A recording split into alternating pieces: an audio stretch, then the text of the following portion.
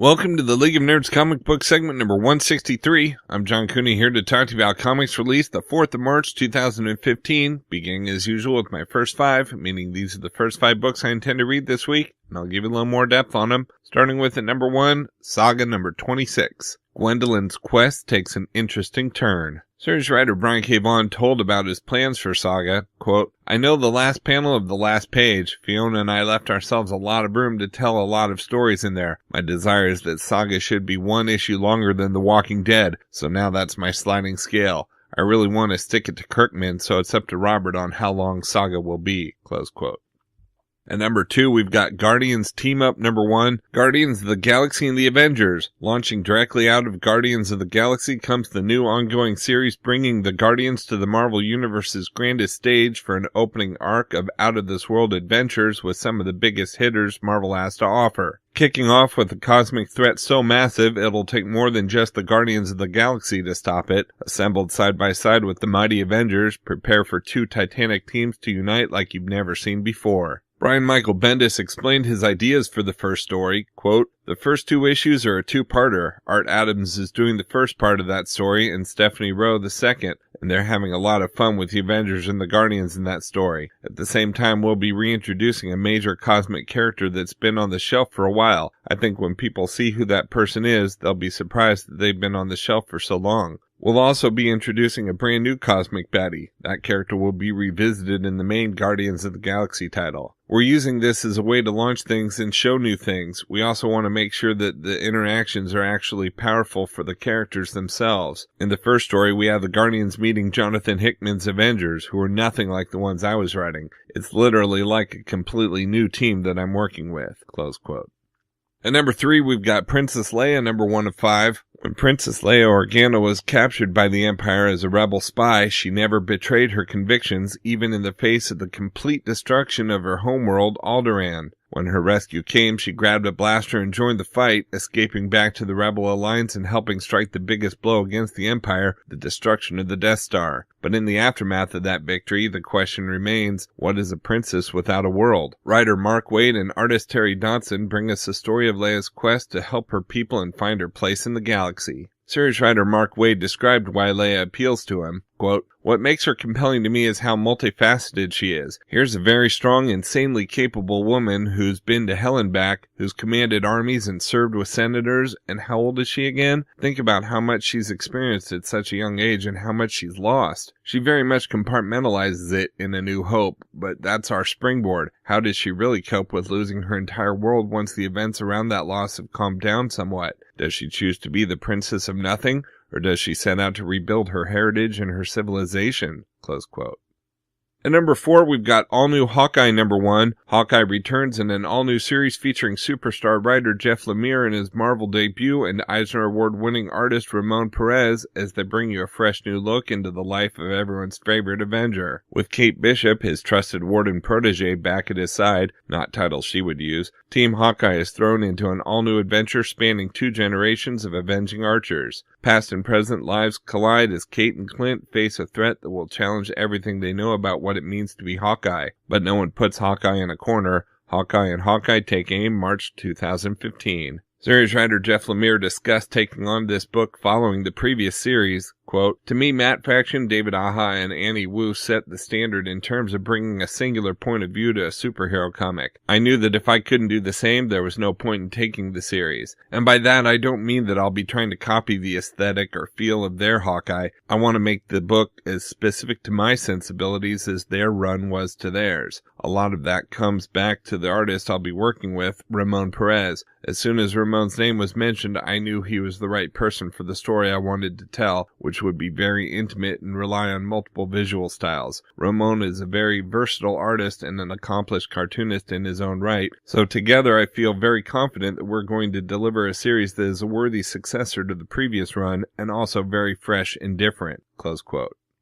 At number 5, we've got Batman Eternal number 48, with the same solicitation for all the remaining issues. This month in Batman Eternal, the epic Bat story over a year in the making comes to a stunning end. Gotham City is in flames, villains are running wild in the streets, Bat Tech has been corrupted, and the mastermind behind it all has put a knife in Batman's ribs. How will the Dark Knight put an end to this nightmare, and how will it shape the face of Gotham City to come? As the series comes to a close, series co-writer James Tynion IV reiterated a goal of the book, quote, "I think that what we were really going after, and we talked to this before, we wanted to explore all the avenues of Batman, every kind of Batman story and every little facet of Batman as a character over these 52 issues. Part of that is all about the response to Batman, the way different people respond to him. That comes from the villain side and also the fact that sometimes Batman has a very negative impact on the people he interacts with. Sometimes there are unintended consequences for there being a Batman," close quote.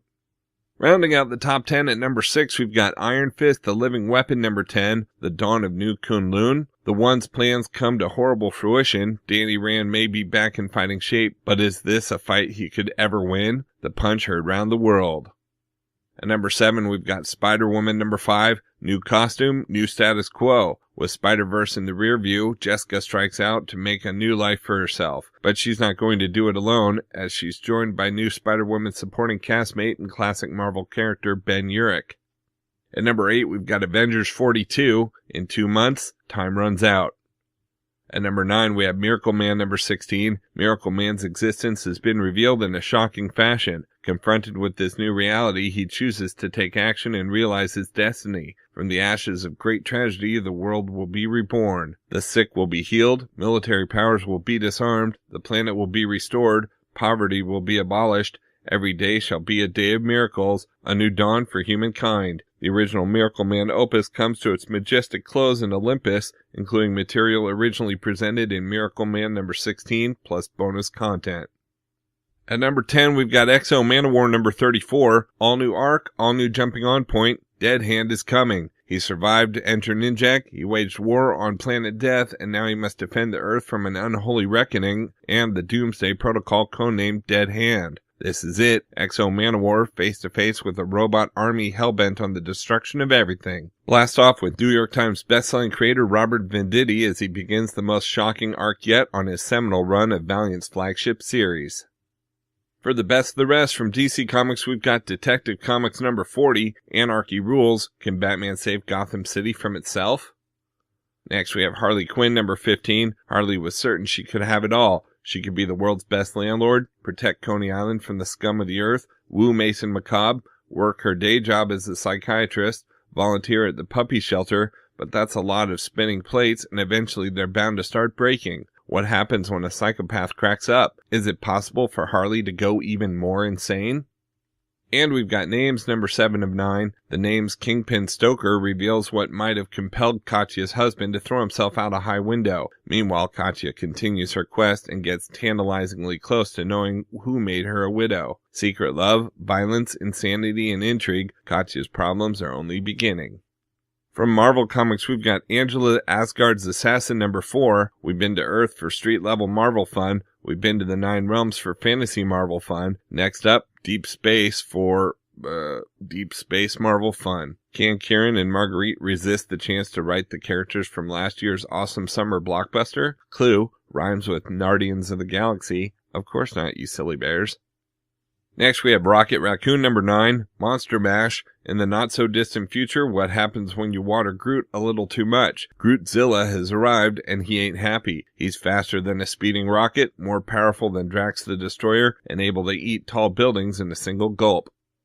We've also got Wolverines number 9. Ken takes center stage in this exploratory issue in his past, present, and future, but what does that mean when Fang is the one doing the exploring? Shogun is constantly battling his inner demons, so what happens when his inner demon completely takes over? Phantom Hill and Culpepper on a new mission focused on Wolverine?